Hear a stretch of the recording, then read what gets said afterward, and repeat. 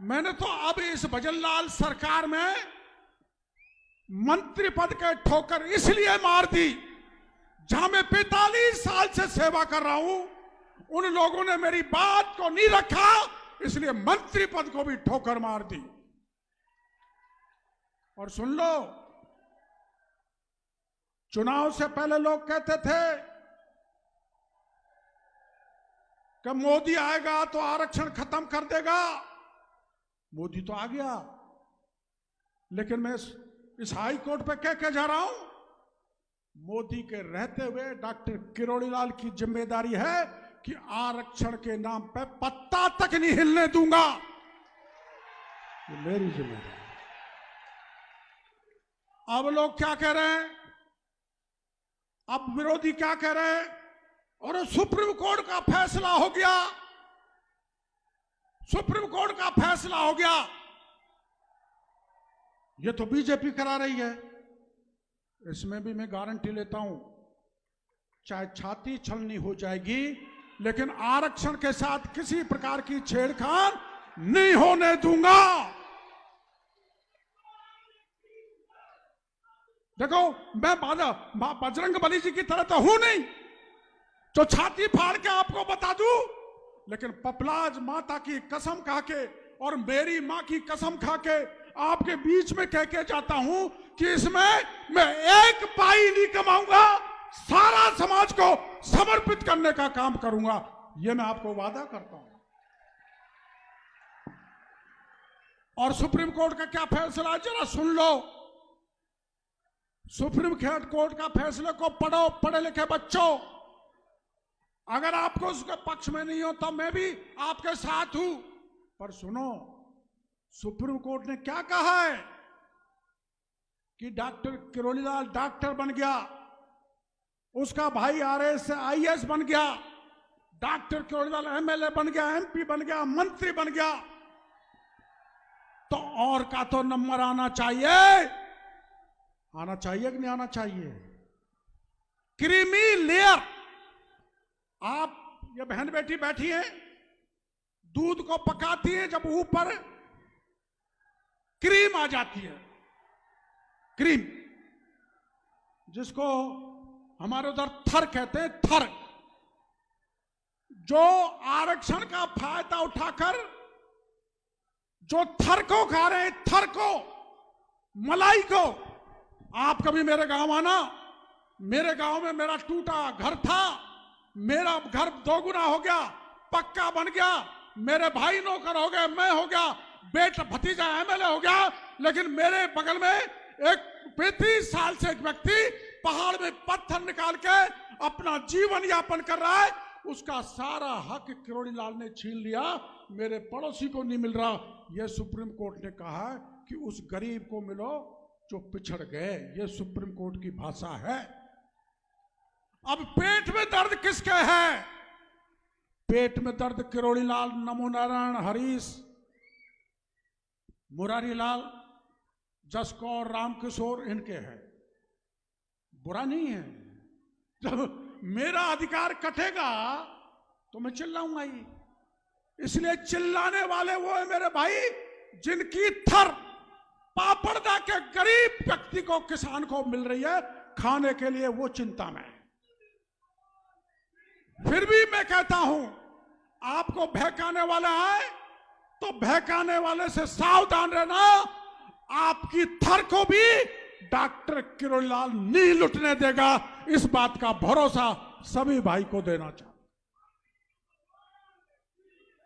तब तय है ना, कोई आरक्षण साहब के साथ खतरा नहीं होगा, सुप्रीम कोर्ट के फैसले का कोई फर्क नहीं पड़ेगा। आप समझ गए मेरी बात को? और पड़ेगा तो मैं आपके लिए बलिदान देने तक के लिए तैयार हूंगा। आपको किसी भी प्रकार का नुकसान नहीं होगा। अब मानोगे, फिर बहकोगे, वो स्वर्ण गुटका चलाने वाला आएंगे, रिजर्वेशन खत्म हो रहा है, खत्म हो रहा है, सुप्रीम कोर्ट कर रहा है, तो तुम विधानसभा और लोकसभा में क्यों नहीं बोलते हो? जो विधानसभा और लोकसभा में जो हमारे नेता बैठे हैं, उनको चुनौती देना चाहता हूं। एसटी एससी के भाइयों को तुम दोनों को खुश रखना चाहते हो, ये हो नहीं सकता। आप बोलो संसद में, आप बोलो विधानसभा में, अगर आपको अच्छा नहीं लगता है तो, लेकिन बोल नहीं सकते, बोल नहीं सकते, उनमें दम नहीं है। मैं किसी का विरोध नहीं कर रहा, यह राजनीतिक सभा नहीं है। मैं तो यह समझाने के लिए आया हूं कि मैं मेरी स्वर्ग सिधारी मां की कसम कहना चाहता हूं कि 1 इंच जमीन का 1 पैसे का दुरुपयोग नहीं होगा। और अभी तो हमारा 10 लाख रुपए साल का इसका खर्चा हमको देना पड़ रहा है, कहां से लाए, उसकी व्यवस्था तो करनी पड़ेगी। यहां कोई स्कूल चलाना पड़ेगा, कोई विद्यालय अच्छा चलाना पड़ेगा। अब कई लोग तो कह रहे होटल चलाएगा और होटल से कमाएगा। अरे ऐसी तो मैंने हजारों होटल छोड़ दी मेरे भाइयों, करोड़ों रुपए के ठोकर मार दी। आपकी आन बान शान के लिए आप पे कलंक लगना नहीं चाहिए। आपके जीवन को डॉक्टर किरोड़ीलाल कतई कलंकित नहीं होने देगा, इसका वादा मैं आपको इस सभा में कर रहा हूं। मैं क्या करूंगा, जो घोषणा किया वो तो अलग बात है, पर किसी गरीब की बेटी की शादी नहीं हो रही तो हाई कोर्ट करेगा। किसी गरीब का होशियार बच्चा पढ़ नहीं पा रहा है तो उसको सारा खर्चा मेरा हाई कोर्ट करेगा। मैं ऐसी व्यवस्था करके जाऊंगा जो समाज को यहां से करोड़ों के रुपए की आय गरीब की भलाई में वो आप खर्च करोगे, ऐसी व्यवस्था मैं करूंगा। इस बात का आप कहते हैं परेशान में तो बहकाने वाले आएंगे, जेब भरनी वाली होनी तो मैं दूसरे नेताओं की तरह आरक्षण में ही भर लेता। भरा था ना दूसरे नेताओं ने आरक्षण में, मैं भर लेता। अब आप भरोसा करो, जब 2007-8 में आपके आरक्षण पर आंच पड़ी थी तो 33 एमएलए थे, सबने भरोसा दिया था। लेकिन 2 एमएलए साथ रहे थे, कन्हैयालाल कांजी 3, ये ब्रह्मा विष्णु महेश की ताकत पर वो आरक्षण की चिट्ठी तो रुक गई, लेकिन मैं बिना बात गुर्जर भाइयों के निशाने पर आ गया। अब मेरे दिमाग में तय कर रखा है कि एसटी में से नहीं, यहीं पंचायत हुई थी। मैंने कहा था हमारे 12 बीघा की पार्टी है, 12% है, एससी की 16 बीघा की पार्टी है, 16% है, और हमारे बगल में कोई गुर्जर खेत खरीदना चाहता है, लेना चाहता है तो हमें कोई दिक्कत नहीं होनी चाहिए। लेकिन यहीं लोगों ने नहीं माना था, एसटी में तो नहीं। गुर्जर समाज के जो मांग थी सरकारों ने पूरी नहीं की। मैं यहां पर जो उनकी मांग पेंडिंग रही है मैं उनके साथ कंधे से कंधे मिला के रहूंगा, चाहे मैं सरकार में हूं। और आपके इस आरक्षण पे किसी प्रकार से आंच नहीं आने देंगे, इसका भरोसा मैं आप लोगों को देना चाहता हूं। ये टोटल 101 बीघा जमीन है मेरे भाइयों, 60 तो इधर है, 41 उधर है। हम उधर एक छोटी सी गौशाला खोलना चाहते हैं, एक बड़े विद्वान को बैठाना चाहते हैं, वेद विद्यालय खोलना चाहते हैं, सनातन संस्कृति और आदिवासी का पैनोरमा अभी भजन लाल जी ने घोषणा की है ना पैनोरमा की, वो पैनोरमा यहां पर बनाएंगे। तो किस किस महापुरुष ने क्या क्या किया, मैंने तो कुछ नहीं किया। जब लक्ष्मण के शक्ति बाण लगा था, जब राम ने विलाप किया था और हनुमान को कहा था संजीव बूटी लेके आओ, हनुमान सारे पहाड़ को उठा के लेके आ गया था और लक्ष्मण के प्राण बचाए। लेकिन मैं मेरे भाई की भी 50 साल पूरी सहायता करने के बाद भी मैं मेरी मदद नहीं कर सका, इसका मेरे लिए जीवन भर पछतावा रहेगा। आपको पता है जब लक्ष्मण ने लक्ष्मण रेखा खींच दी थी और सीता को कह दिया था इसकी रेखा को मत उल्लंघना, ऐसे ही मेरे भाई मेरी रेखा को नहीं उलांघ रहे, लेकिन मेरे को डर लगता है जैसे विलाप सुन के सीता लक्ष्मण की रेखा को रांग गई थी, कहीं वैसा हो गया तो क्या होगा।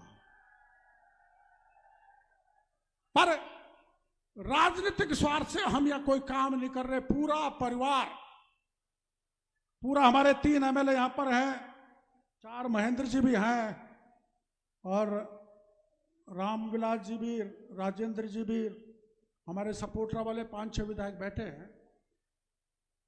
अब वो दूसरे तो पता नहीं क्यों नहीं आए, हमने तो न्योता दिया था। ये हमारा नहीं है, यह जगह सबकी है। सबका मतलब सर ऊपर से लेकर नीचे तक दलित यहां पर कार्यक्रम कर सकता, आ सकता है। सबका मतलब कोई दल का व्यक्ति यहां पर आ सकता है।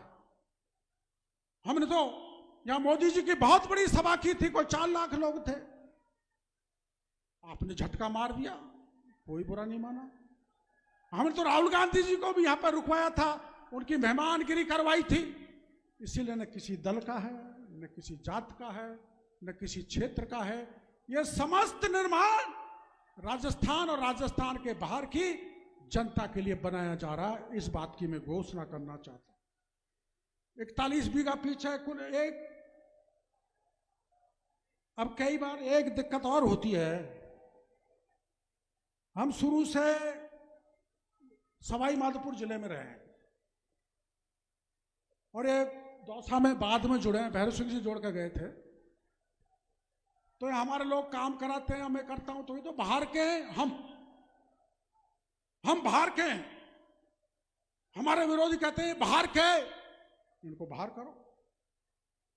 अब हमने यहां वो पिंटू पापड़दा का लगाया था, 2 साल उसने काम कराया, तो इसको क्यों लगा रखा है? तो हमने बामनवास का लगा दिया बच्चा यहां देख रेख के लिए। तो अब क्या कह रहे हैं, बाहर के हैं। भाई बाहर के हैं तो पंचो तुम चाबी संभालो, 28 करोड़ का हिसाब दे देता हूं, इस जगह को संभाल लो।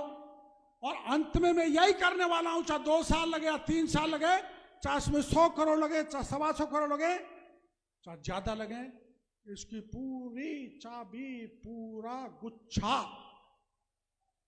मैं समाज को पकड़ा जाऊंगा, लुटेरों को नहीं। जो समाज की वास्तव में सेवा करे, ऐसे पटेलों को इसकी जिम्मेदारी दूंगा। हमारे यहां अभी बच्चों ने जो प्रदर्शन किया, बड़ी खुशी की बात है। प्रतिभाएं बहुत हैं, कितने कितने अच्छे छोटे छोटे नन्हे मुन्ने बच्चों ने, और वो आदिवासी समाज के हैं। कितना सुंदर प्रदर्शन किया, लेकिन उनको बढ़ावा नहीं मिलता। इनको बढ़ावा देने के लिए मैं, कौन ने सिखाया इनको करतब, उनसे मिलूंगा, संपर्क करूंगा। लेकिन इनके संस्थान में जहां इनको ट्रेनिंग दी जा रही है, मैं मेरी तरफ से 1,21,000 रुपए जमा कराऊंगा। आपका साथ चाहिए, सहयोग चाहिए। आपने आशीर्वाद दिया तो भी भला है, नहीं दिया तो भी भला है। हम तो सबके साथ मिलकर चलने वाले हैं, और इस जगह पे राजनीति भी नहीं होनी चाहिए।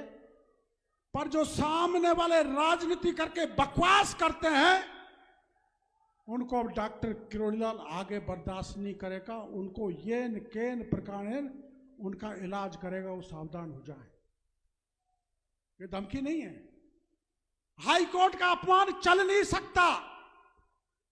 कुछ बच्चे बाहर आके लड़ लेते हैं, हमारे व्यवस्थापक करते हैं, मोटरसाइकिल मत ले जाओ, गाड़ी मत ले जाओ, पान मसाला मत ले जाओ, और ऐसी चीज मत ले जाओ, तो वहां झगड़ लेते हैं। तो अगर झगड़ने वाले अंदर घुस गए तो कौन सी जगह बन जाएगी, तुम जानते हो। इसलिए पूरी व्यवस्था में जिंदा हूं तब तक यहां अवांछित तत्व घुस नहीं सकता। घुसेगा तो सनातनी, धार्मिक और पपलाज माता में भरोसा करने वाला, वो यहां पर प्रवेश करेगा। अब मैं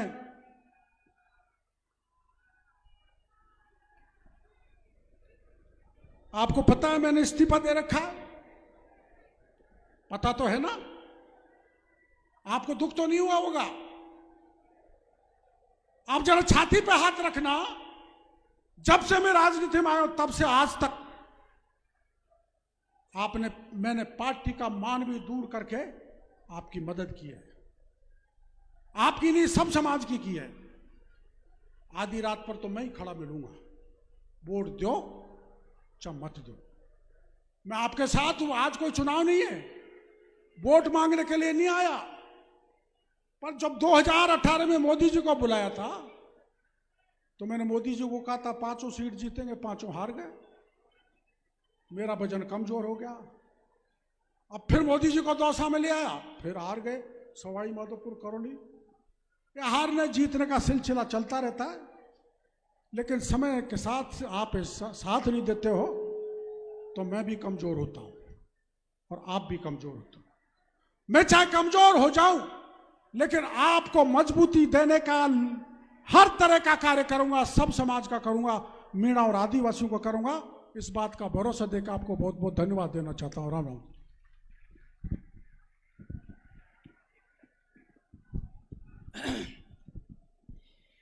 जिनके दिलों में गरीबों की अब आपके दर्द बीच हो, में डॉक्टर साहब जब भी हमको मिलते हैं तो कहते हैं कि ऐसे बच्चों को पढ़ाइए, गरीबों को, तो वो काम होने वाला है। यहाँ पर ये पवित्र भूमि आने वाले 3 या 4 साल में 100 IAS देगी।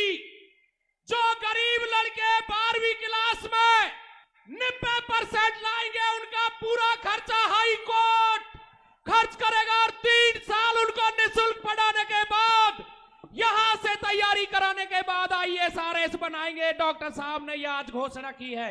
एक बार और तालियों के साथ। यह पूरे विश्व में लगभग 50 करोड़ आदिवासी है।